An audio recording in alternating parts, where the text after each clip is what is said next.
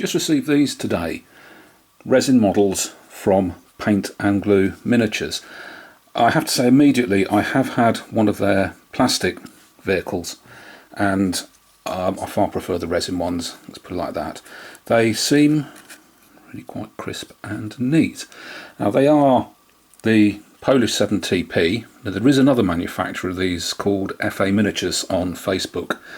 They're a bit more expensive. This one was about £15. Problem again, as usual, is the tracks, which seem to be quite a problem on resin vehicles that I've seen. They're not great, are they? But they're no worse than any others. Few little printer lines, but they're not going to be that hard to deal with. Possibly see, yeah, there we go, a few there. Overall, it's not too bad. I think some of these details will have to be sanded down a little bit. But if you want a 7TP, and I have for a long time, the last one I did was the 135th one. It was actually in pink plastic years ago. But if you want one, basically there's only two choices, F&A Miniatures or Paint and Glue's offering. Yeah, so there's a bit of work to be done. Barrels need drilling out. I'm not sure we're going to be able to do anything with those tracks apart from just try and paint them and weather them a bit. But overall, it's quite a sweet little model. Problem again is that the hatches are all closed. That'll be a bit of a pig to actually open that up convincingly. I'll have a go though. Rivet detail, again, that's quite prominent, but it seems to be on the original vehicle the riveting was quite prominent as well. They may benefit from just very, very fine bit of sanding. Overall, I think that's quite a sweet little model. And the other one I got is one of these mad Russian things, the KhTZ 16. KH's Kharkov tractor plant or tractor factory. These were some of these sort of extemporized Russian vehicles, and there were a hell of a lot of them. There's a really good video on YouTube about them, about Russian tanks in general, rather. This is one of them. Again, possibly some of the details are a bit thick. Those hinges, perhaps the hatches. But I mean, this is a tractor chassis.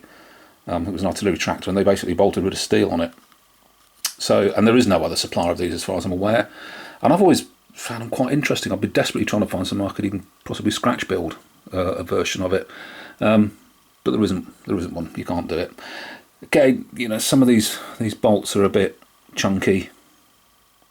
Overall, I mean, it's the only game in town. If you want one of these, and I did quite a lot, then this is the only game in town. So again, perhaps a little bit of sanding on there. We'll have to check some references much more closely. Overall, though, again, this was, what, £14 or so? Overall, interesting little model. Oh, right, didn't realise it was hollow. I haven't looked. Ah, they're both hollow. Right, so that might make, certainly in this case, opening up a hatch a little bit easier, which I think is going to have to be done because we're going to have a figure with it. It's David Fletcher by comparison. Stand him on there. And this crew figure who fell out of another tank I was making.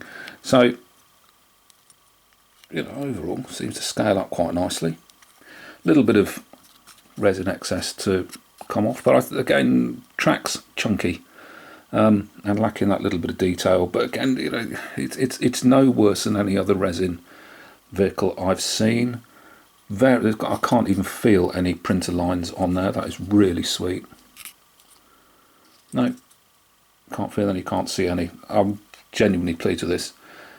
It's going to take a little bit of work. I'm going to have to really check some references. There's quite a lot of photos of these, fortunately. But an interesting little pair from Paint and Glue Miniatures. Have a look at their website. There's a hell of a lot of stuff on there.